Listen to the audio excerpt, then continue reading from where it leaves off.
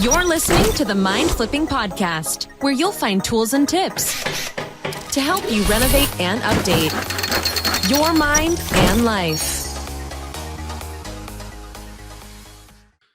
Sara, thanks so much for being on the Mind Flipping Podcast. Thank you so much for having me here. I'm so excited to talk to you and to your listeners. Excellent. Well, I am excited too. Listeners, longtime listeners know that we cover a broad range of renovating and repairing and updating our mind, our body, our lives. And in the 80 plus episodes, we've had a broad range of health coaches like yourself. And we've had mindfulness experts, and we've had mental toughness coaches and hypnotists and NLP experts. And you are a few of those, including being a health coach and somebody who's had her own mind flips, right? Right, exactly. Yep. So I'd love to hear kind of your mind flips and how you got into the health coaching field and what your passion is today. Well, to take you back to the beginning, I was a very goal-oriented type A personality that got myself into Stanford. I was at the national level in rowing crew and volleyball. A fun little fact is I played volleyball with Misty May for 3 years. She was on my team. Now, for the name, is she a professional volleyball player? She is the professional volleyball player who I think she won 3 Olympics. I know she was beach volleyball. She was on your team. Yeah, she was a year younger. So I was an average player on a very good team. I'm sure you were her mentor and taught her all that she knows. Well, I was more like a big sister. There you go. So, yeah. So anyways, back then you looked at me and I was just all about goal oriented, get the A's, get the results. And that was me. And my faith was always strong, but my health started not doing so well. Just digestive issues, hormonal issues, acne, hair issues, had a few babies, and as you know, pregnancy takes it really out of a female. So my health really hit a rock bottom after my 3rd pregnancy, and I went to Western medicine and they put tubes down me, up me, around me, and came back and said, "Oh, you've got IBS." And I said, "Well, no, I'm not going to take that as my diagnosis." So I was forced into searching alternative therapies and medicines. And I was hooked up to what's called a SCIO machine. And that scans your body for 10,000 items, from your minerals and vitamins to actually goes into trauma, can tell you if you've had a traumatic experience when you're 16 years old, or if you have daddy issues, or will tell you where your hormones are and how your stomach and your spleen and your liver and your kidneys are all working. So it really tells you everything. So what's this machine called? SCIO, SCIO. And it's a phenomenal machine. Very. How does it scan? You put a band around your head, and you have wristbands and ankle bands, and it's through frequency that it just diagnoses you. So with that, it was like peeling an onion. First, we went after my digestive issues, and I was told I have to cut out gluten and some of the other foods that most people nowadays are cutting out. And to get my hormones back on track, I started taking some herbal supplements and, stepping back a little bit on my workouts and just changing lifestyle slowly. And then as we went along, I was introduced to what's called accelerated silver, which just kills all viruses, bacteria, fungus, parasites in your body. And I used it, once in a while, didn't really understand the power of it. Fast forward to when my son, who's now 16, was 9 years old, and he looked pale. His color wasn't good. His grades went from being one of the top in the school to not doing well, not wanting to go to school, and I knew something was wrong. So we hooked him up to the machine, and leukemia came up. And of course, he's looking at me like, Mom, I know you're going to fix me. And it was the hardest day of my entire life, because at that time, I thought I was doing everything I could as a mom. I thought I was feeding him well. I didn't know what more I could do for him. So I started giving him the accelerated silver, and we would check back on him and his health. And over the year, long story short, his blood, not only the cancer cells were gone, but also his anemia that was there was gone, his nutritional deficiencies, his blood was nice and oxygenated, and it looked great.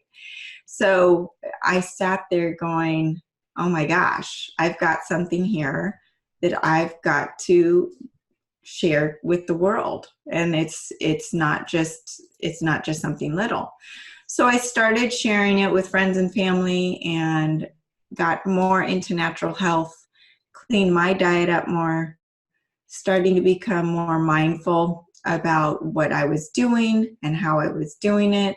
And that was kind of my aha moment, like, okay, the worst time in your life, the biggest challenges in your life are what brings you the most joy and teaches you where you are supposed to go.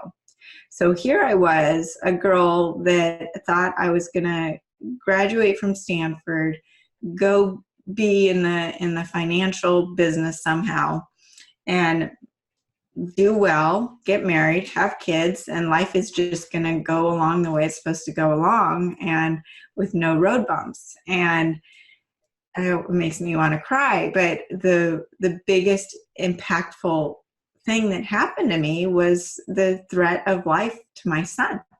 And with that, it's changed my course. I am able to now help so many people, whether it's through supplements or just dietary advice, or teaching them how to be more mindful about their life, their lifestyle choices, reducing stress, you name it. I help people and use all these tools, because as you know, it's not just one magic pill. And I love seeing those people nowadays, and I've got a father who's one of them still, surprisingly, who just wants the magic pill. He's not going to change anything. This is your dad? Yes. Of course. I keep telling him, I said, yeah, well, you just keep waiting for that magic pill is going to be created after you're dead.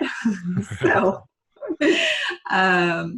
so that was one of the biggest turning points in my life. And then the other, which was, it's so amazing how these things happen, is I met this girl who was just a friend of a friend who wanted to buy a bottle of silver for me, and she did. And never really heard from her again. But she was in a Starbucks that next day in line, a very long line, and the guy behind her mentioned that he had lung cancer. And she turns around and goes, oh, you need to call Sarah. And here she is. She doesn't even really know me. And he calls me, and he gets on my program. And I walk him through it. He had stage 4 lung cancer. And he did go through radiation. He did go through chemo. But with all of that, the doctors gave him a 30% chance to live. Within 2 months, the cancer was gone. Not only was it gone, within 4 months, there was no sign that there was a tumor even there. Wow. And he is, to this day, one of my biggest supporters. And it's one of those stories that keeps me going on days that I don't want to. I just want to, relax and take a back seat. So that's awesome. So things have just progressed, and with my kids, each one of them has a story to themselves. And I truly believe God gave me 5 people in our family with very different health issues, so that I was forced to come up with solutions. And the synchronicities of what happens with one person in my family and then clients that same week or month, it's unbelievable. So it's like you have your own university. God brought you your own university right there. All right. Right. You need to learn more? Here we go. It's pretty cool. Yeah. So with the health coaching you do, tell me a little bit about that. How much of that is diagnosing deficiency? How much of it is teaching mindfulness, holding accountability? What in general, and I know every client's different. Mm-hmm. Tell me a little bit about your health coaching program. So mostly, when you look at somebody's big picture, they want to tell you just a piece of it, and then you got to start digging a little more. But you have to dig in a way where it's not going to put them on the defense. And some people are an open book, but some people just say, "Oh, well, I've just got a thyroid problem. Will you fix it?" Well, how are you sleeping? What's your stress level? What's your relationship like with your husband? You've got your mother-in-law living with you. Well, let's talk about the stress that would involve. Yeah. And your adrenals are burned out. So of course your thyroid's going to be low. So it's a whole big picture. And I always take a step back, and 90% of my clients, the same supplements will help get them back on their feet again. And I create bundles that are just easy packaging for someone to say, okay, this is what I need to do, and I'm going to start with this. This is going to make me feel better. And what I learned with me, when I first went to the natural practitioner, he said, we're not even going to start working on your mind yet, because your mind can't work without the physical nutrients to get you in a place where you have a foundation. So I try to get people in a good foundation with supplements and coach them along the way, but really don't push on the changing their lifestyle too quickly. I want to get them feeling good to the point where they said, okay, I can do this. Now what? Tell me what more I can do now. And because that was it for me, it was a long journey. It was not overnight that I'm like, oh, I get mindfulness. I understand manifestation. I understand how I can change my course. It wasn't like that. I just needed to put one foot in front of the other. And to do that, I needed the nutrients in my body, because my body wasn't working. Yeah. And most people have insulin resistance, Hashimoto's, or some sort of thyroid issue, so very low energy. Most people have adrenal burnout.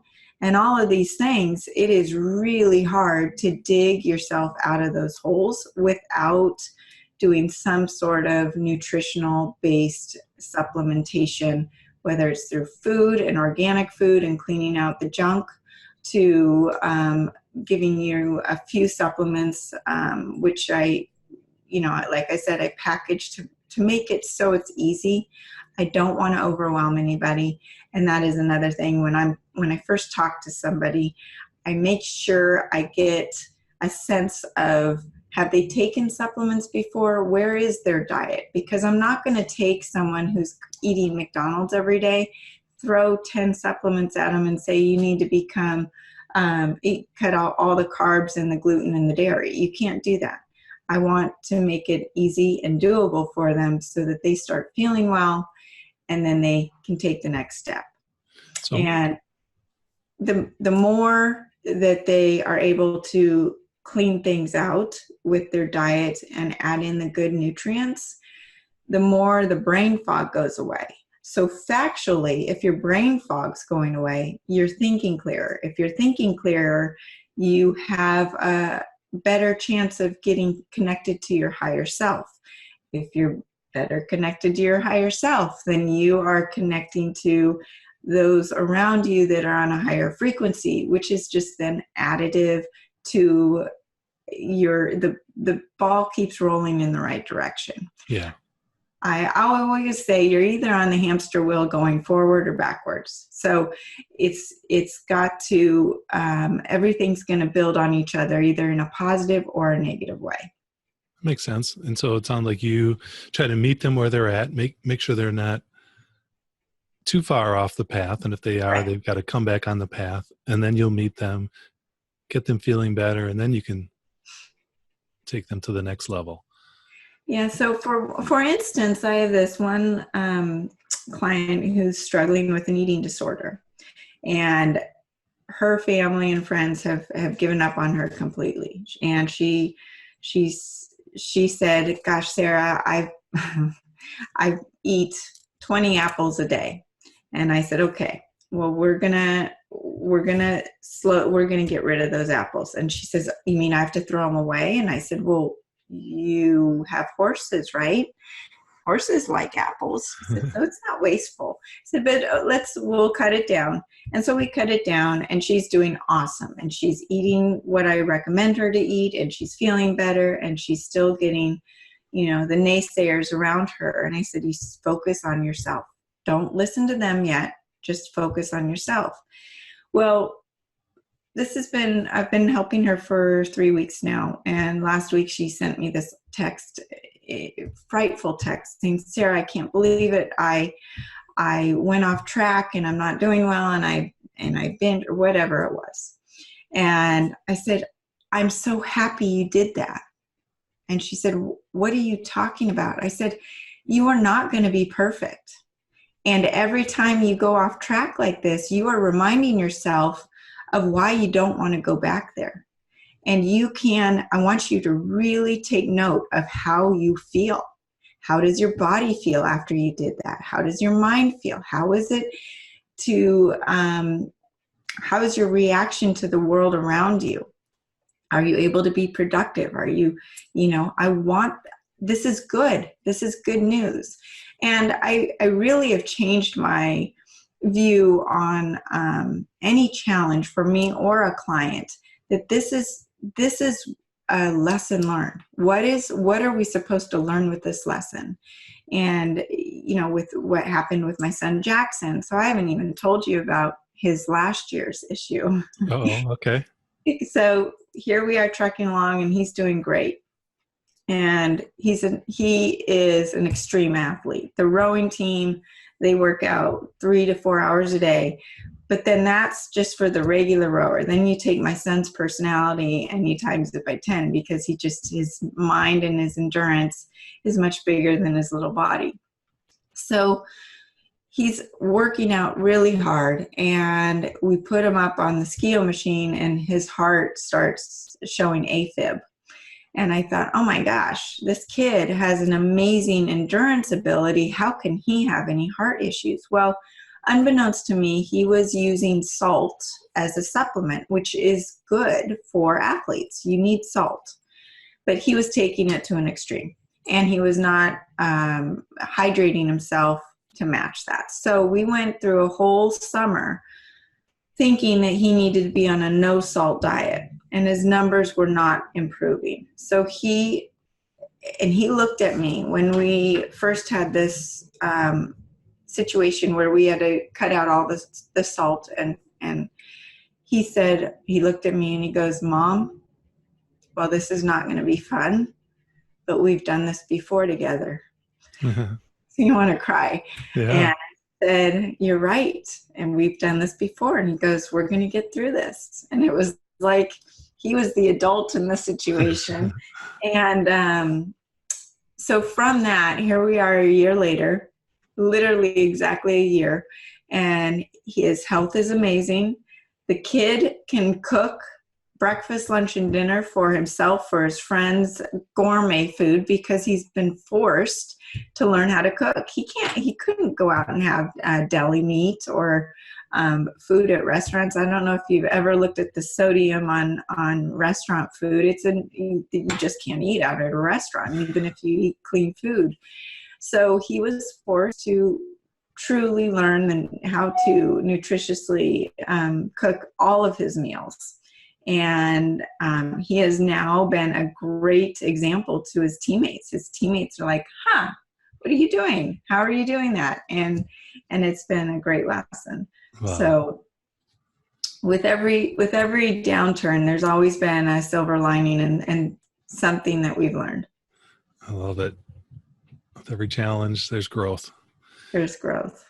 And so you mentioned, I know, before we clicked record, that you and I are advocates of, fans of more intentional stress, and that's, kind of stress, intermittent fasting. Yes. So for listeners that aren't real familiar with it, or for like if you were going to introduce the option to a client of yours, how would you describe it, and why should somebody consider incorporating it in their life? I love this question. So most of America we've all been told we need to eat 6 small meals a day, and we need our carbs for energy and low saturated fat. Well, the reality is that's not the way our ancestors lived. And in every religion, I don't care what religion you are, fasting is a part of the religion, and for a reason. So if you think about it, our ancestors didn't know if they were going to eat today or in 3 days. So the body needed to function in a way where it could go out on that 3rd day and have strength and not feel weak to go catch that animal to eat.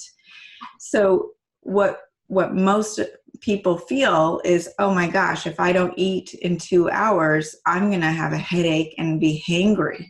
Not just hungry, but angry, and you better watch out. Well, the reason is the body's got 2 fuel systems.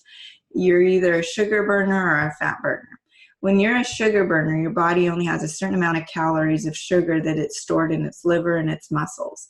And say you even stored some of that sugar in your quadricep muscles, but your brain needs those calories. Your quads are not going to give those calories up for your brain. So the body constantly needs fuel. So the alternative is to get into a state of ketosis, which means that you're fat burning. So even like my son, for instance, who is, less than 6% body fat, he's got thousands and thousands of calories of fat on his body to use for energy. And you can grab that at any point, any time, and your brain loves and prefers ketones for fuel. So what happens is when your body is in ketosis and it is eating more of a higher fat, low carb diet, it looks for those fat calories for energy. So say you have your meal, it's full of fat, great, you burn that off, but then you aren't eating for a while, your body switches right into burning the fat on your body. It's very efficient, and it also stabilizes your insulin resistance. 80% of the United States is either diabetic or pre-diabetic.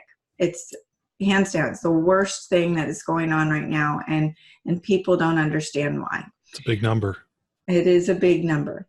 So to get out of that quickly, you go in on a ketogenic diet and you will lower your insulin resistance and become much more stable.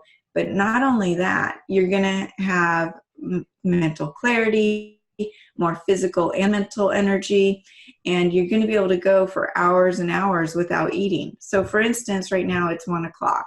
I haven't eaten today. I'm fasting because I think better. My clarity is so much more prevalent when I'm fasting and in ketosis. Now, if someone comes to me and they're a client and they're type 2 diabetic, for instance, and they say, well, there's no way I can fast. And I would say, you're right. You can't go straight from being type 2 diabetic, needing to eat every couple hours, to fasting. What you do need to do is adapt your body to a ketogenic diet first. And that's what I help people do. I have a keto shake and some supplements that puts you into ketosis within 30 minutes. So then once you're in ketosis, it's like, oh, I feel great. Now I can do this. And I've had people say, well, you're telling me that I'm not going to have my snack at 10 a.m. and my lunch at noon and my snack at 3. And then a week later, they said, this is really strange. It's 2 p.m. I haven't eaten yet. What's going on? Why is my body freaking out? Sarah, should I be eating? And they get nervous that they should have a meal because they had meals 6 times a day for so long. It was a neurological habit. Exactly. And so it's the habit thing. And you've got to train your brain and your body to both switch out of that old habit. So now, with that, as they become ketogenic, then they're able to go for longer periods of time without eating.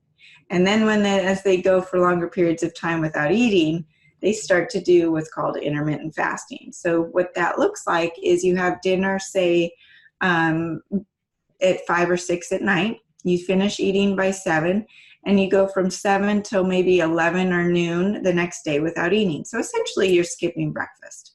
You're sleeping through the night, which is fasting anyways. Right. And coffee, coffee's fine, water's fine, no calorie type foods in the morning is fine. And depending on your goal, whether it's just to lose weight, people add fat to their coffee, because what that does is it will help them feel fuller, but stabilize their insulin, because fat won't raise their insulin levels. And then once they do eat, it's not a low calorie diet or regimen. You just eat more calories and the healthier calories for 1 or 2 meals that day. And your body actually speeds its metabolism up, because if you think about it, when you're eating 6 meals a day and you're eating a little carbs all day long, every time you eat those carbs, you're spiking your insulin. Insulin's job, its only job, is to store fat. So you're telling your body constantly all day long to store fat, store fat, store fat. And I'm hungry again, and I'm hungry again, and I'm hungry again. Mm-hmm. Whereas when you are in ketosis and you're fasting, your body says, well, gosh, this is awesome. I've got thousands of calories of fat on my body to use. I don't need any calories to take in. I'm going to rev up my metabolism. There's no starvation here. I'm in a good spot. And athletes are now becoming aware of this, where their workouts are more productive. Their strength is increased during the fasting periods, because when you're fasting in ketosis, if you think back to our ancestors, those ancestors, their bodies are not going to break down their muscle during ketosis. They need that muscle to go chase their feed. Right. So when you're in ketosis, you're preventing muscle breakdown, you're burning fat, you're feeding your brain amazing ketone energy, which it prefers over the sugar in the brain. And I don't know if you know, but Alzheimer's is now known as type 3 diabetes. So what happens is the cells in the brain actually stops accepting sugar molecules for energy. And so those cells start dying. And that is what Alzheimer's is, and dementia. So once you start feeding those same cells ketones, those cells actually rejuvenate and come back to life, and you can actually reverse Alzheimer's and dementia with ketosis. So I hadn't heard that. It's pretty phenomenal. Another reason my father is not going to get that magic pill, because he's not listening to anything we're talking about here. Right. Right. So, but anyways, as you are becoming more ketogenic through supplementation and diet, the mental clarity becomes more prominent. As you become more clear in the head, you are able to become more in tune with your higher self. You literally are living on a higher frequency. And what I've noticed over the last 2 years is the people that I tracked are on a higher frequency. The people that I really get annoyed and irritable around, which is not so positive to say, but they're functioning on a lower frequency. And what I've seen in my kids is the most phenomenal part of this, is that, as we talked about, kids are so open. They don't have the resistance that we have. And my son Jackson, because of all of his health issues, he has just become so open to all of this. And all 3 of my kids are on a ketogenic diet, and they do take the supplements and nutrition stuff. Obviously, not as much as most adults would need to take, but just basic stuff. But they've learned that when they eat poor food choices, they don't feel well. Their headaches, they can't think in school, they are feeling sluggish during their workouts, they're irritable, just that sort of thing. But what's interesting is I will send them like podcasts on manifestation or creating your own reality. And they're taking this on to a higher level than I have. And I'm trying to keep up. Yeah.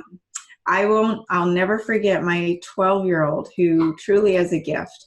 She was, we were watching one of the basketball games on TV. I don't know which one it was. And she goes, Mom, look, right now is when they're going to take over and win the game. And I go, wait, there's no way they can win the game. Da, da, da. And she literally called out and predicted what was just about to occur. And she was one who, first, second grade, she was having anxiety over test taking for reading. And she wasn't doing she could read, but her comprehension wasn't good. Then she would take a test and she would do poorly on it. And it was this vicious cycle of anxiety and comprehension and anxiety and comprehension. And we found ourselves in a deep hole. And I, as a mom, I couldn't understand it because my two other kids were great readers. And my philosophy was you work hard, you become good at what you're trying to do. And it was not making sense for my daughter. Sure. And so I'll never forget the day she said, Mom, I'm reading this over and over again. I'm putting the words together and they don't make sense. And I just started crying. I go, okay, we've got to figure this out. So we made some changes dietarily and just teach different teachers and tutors and just trying to work through it and really address the anxiety part too. Well, she went along and got better at reading and better at reading. So that was first, second grade, slowly at grade level, fifth grade, now in sixth grade. The beginning of the year, she was just a little bit above her grade level. So just right at the sixth grade level. And this year, she has worked so hard on manifesting. And once she learned that she knew how to do it, and she would talk about, well, I'm going to manifest an amazing day today. I'm going to go to volleyball practice, and this is what's going to happen. Or I'm going to go to school, and this is what's going to happen. She came home 3 weeks ago, and she said, Mom, you'll never guess what I got on my reading score, which tests what their reading level's at. Yeah. And I said, did you get 8th grade? And she goes, nope. I said, 7th grade? She goes, no, higher than 8th grade. I said, what? She goes, I said 9th grade? She goes, no. I said 10th? She goes, 10.9. So she essentially is just below junior level in high school reading. And this is a girl that at the beginning of the year was just barely at 6th grade. Wow. And I truly believe, yes, it's the diet and the clarity that comes from eating the proper foods and the nutrition. But there had to be some sort of, to get over that anxiety, which so many kids are suffering from anxiety and depression nowadays. It was all within her in manifesting and changing her reality. It sounds like once she believed in herself and her ability to manifest, that it took off. Yeah. So back to the original question on the intermittent fasting. No, I don't have my kids intermittent fast, but it's the same. They are on the ketogenic diet, which then allows, adults to, you don't want to, the people that don't want to intermittent fast are pregnant women and kids who are still growing. Sure. But they can definitely be on a very healthy ketogenic diet. Well, I know when I do it, and I've been doing it more and more, and mine is the skip breakfast. Mm-hmm. Sometimes I'll do longer. Sometimes I'll go to 5. I'll do the fast 5, and I'll go a few days where I'll eat for 5 hours. But yeah, I just feel better physically and mentally, and yeah, it's pretty cool. I would have never believed it if I didn't try it. Well, if you think about it, one of the biggest benefits is it reduces inflammation. So it's reducing inflammation throughout your body and water retention, but it's reducing inflammation in your brain. So your brain is able to function much more efficiently as well. I love it. Oh, there it is. The sound of speckling. Yes, it's time for the speckle round. Woohoo! Sarah, are you ready for the speckle round? I'm ready. All right. Well, we'll get at least a couple of speckle round questions in here. Let's see. The first one, is there something that you don't believe now that you thought you always would? Yeah, that life is planned out, and you can. This is a weird question because as I was so goal oriented all of my life, I've taken it a different twist on it. Yes, I can have my goals in life, but I'm really being led by my intuition and what happens that day or that week, or the lessons that are being shown to me that I'm supposed to take and move forward with. So I'm not totally in control of mapping out what is supposed to happen. And I don't want to, because I like the spontaneity of not knowing where I'm going to go. So what you're saying is you are the type who, like on the river, you got the paddle, I'm getting there, it's all up to me. And now you're willing to trust the current. And if you go off course, that's okay. Exactly. And that it's not about the end game. It's about the journey. That is something that I've really learned to enjoy, is just the journey, and the challenges that are in front of me are good things. It's like, okay, I'm going to do it. What am I supposed to learn from this? It's not a bad thing. Challenges are not a bad thing. I like it. So you mentioned that you were, and this comes up now, goal oriented. I'm going to set a goal, type A, driven. And you had IBS. As a health coach, do you see that a lot of the really driven people have IBS, fibro? Oh, yes. Yeah. Yes. It's all stress related. Yeah. And those that don't take a break. I think they're too hard on themselves and they don't take a break. Yep. And that is what our bodies, mind and body, physical body, are not meant to run marathons. That's not what we're supposed to sprint and rest.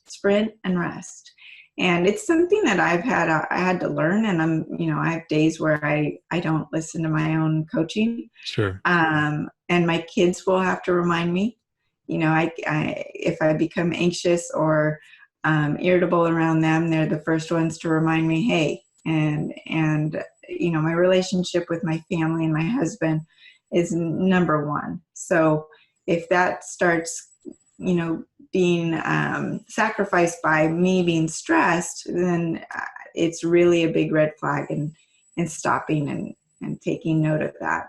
Slowing down. Yeah. And like we were talking about earlier, you can take all the supplements in the world and eat all the organic food, but if you're stressed, stress kills. Stress causes cancer. I had my grandmother, she lived into her late 90s, never took a drug. She didn't believe in it. Her religion didn't believe in medication at all. And she looked at me and she said, there's no cancer disease in my body because it can't survive with love. If you're full of love and your heart is pure, disease does not exist. And she lived it. And I always go back to that thinking, if we all just could relax and have pure hearts, then there would be so much less disease in this world. Amen. I like it. Mm-hmm. All right, another speckle round question. Is there a word or phrase of the day that you'd like to share? Oh, I'd say manifest. I mean, it's on our group chat between my family. For instance, this morning it was raining in California here, and we don't know how to deal with rain. So one kid needs a ride to school, the other kid needs a ride to school, forgets their binder, and we're turning around, and the police are, someone got in an accident, and everything was just going haywire. And I sent a text saying, okay, everybody stop. Let's manifest a turnaround on this day. And honestly, it did. it just, everybody, I'm getting little texts back from the kids, and everything's going great. I love So it. it's just kind of our keyword in what you want to create. So yeah, so that word is thrown around a lot. So for you, manifest just means what? It means create your reality, make what you want to happen, and really get in tune with your higher self in making that happen. Excellent. Thank you. All right, another speckle around question. Let's see here. How about, is there a common belief in your field that you disagree with? One would be, I promote the ketogenic diet. Well, this is two-part. I promote the ketogenic diet because I feel like it works well for most people, but that does not mean it works for everybody. Good. And I don't think vegans and vegetarians think that their way is the right way for most people. I shouldn't say everyone does, but I think there's all these different diets out there, and you really have to test on what works for you. And I've tried them all. I've been paleo, I've been vegan, vegetarian. I even tried the carnivore diet for a couple of days where you eat nothing but meat. And, every single one of them, I had a reaction to, either positive or negative, where I learned about myself. And you're not going to die by trying something for a week or a month, and be open to it. However, with the ketogenic diet, what really bothers me is you will see people saying, well, I'm keto and I go to McDonald's and just don't eat the bun. Or I'm a vegan and I'm having French fries because they're vegan.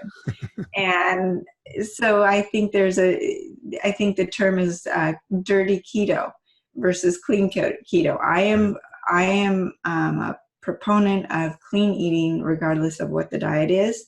I try to do organic as much as I can. If I am eating meat, it's hopefully grass-fed and organic and sustainable, and wild fish.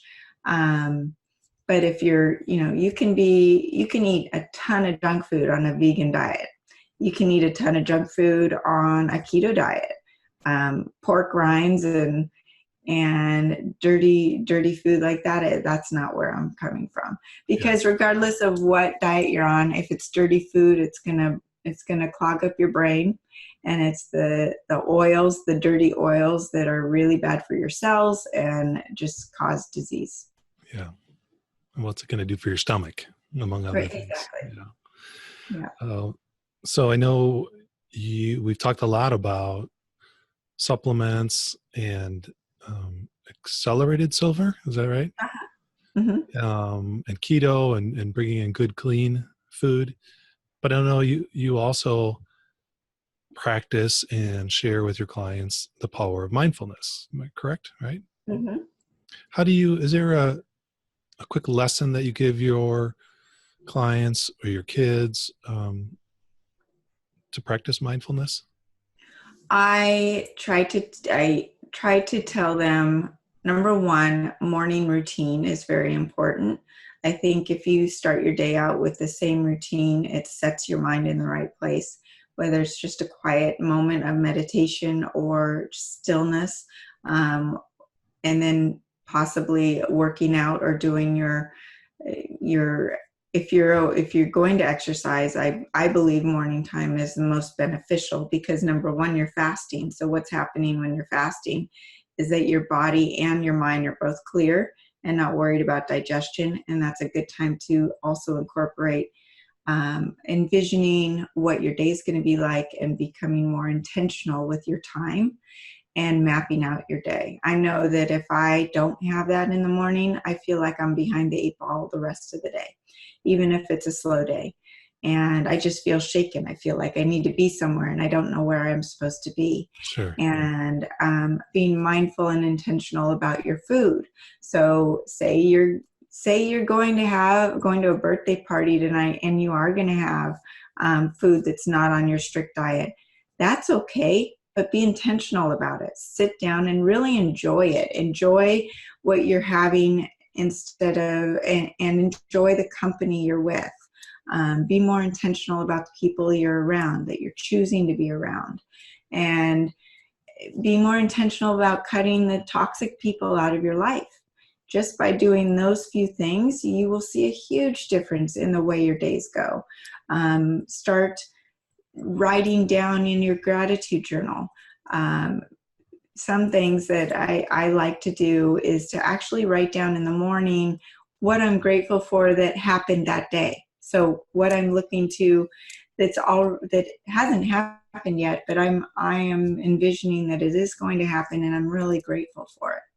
And at the dinner table, we always go around and we talk about the most challenging part of your day, but the best part of your day, and things that really stuck out. And that's something where everyone sits and is clear, and it's not about just shoving food down their face. They are really taking that time to bond within the family. And I really pride myself on the fact that my kids are very close and they love each other, and there's no fighting, very little, I should say. And I truly believe it's because we have created this bond where we are all supportive of each other. We take that time to be intentional with our time together. And that's something that is really important to me. So the common theme I heard, and those were all great examples of way of being mindful, are kind of an intentional awareness, whether it's as you map the day, as you're eating, as you're at a party, intentionally aware of the people that you're with, and if need be, pruning, scaling back some of those people, and intentionally aware of, mindful of the challenges and what those meant to you, as well as the joys of the day. Yep. Excellent. Exactly. All good stuff. Well, we've covered a lot, but I do want to be mindful and intentional about our time together. So as we wrap things up, do you have any last requests or offers, things you'd like to share with our listeners? Yes. Well, number one, for any of your listeners, I would love to offer a 15% off the first order, and with the coupon code Paddock15. Paddock 15 at what website? At acceleratedhealthproducts.com. And we'll put that in the show notes. Yeah. And then the request to the listeners is, I truly believe that my purpose in life is to help people reach their optimal health. And if they could share this with those that they think could use my help and use some help in the area of diet, nutrition, supplements, and advice. I write a blog every week as well that goes over all of these things, like adrenal burnout, or what you do for thyroid issues, or just stories, client stories, testimonials, because I really want to help those that want my help, but I don't want to get in the way of the people that don't want to hear from me as well. I love that. That's a great point. And again, Accelerated Health Products.com. Go to mindflipping.com for the link to that, and you'll have the code Paddock15 for 15% off. That's a generous offer. Thank you so much for that offer. Yeah. And for your time today. Well, thank you so much. It's been so much fun talking to you and connecting with like-minded people. And I do want you to know that I love you and I appreciate you, Sarah. Oh, thank you. Likewise. Thank you.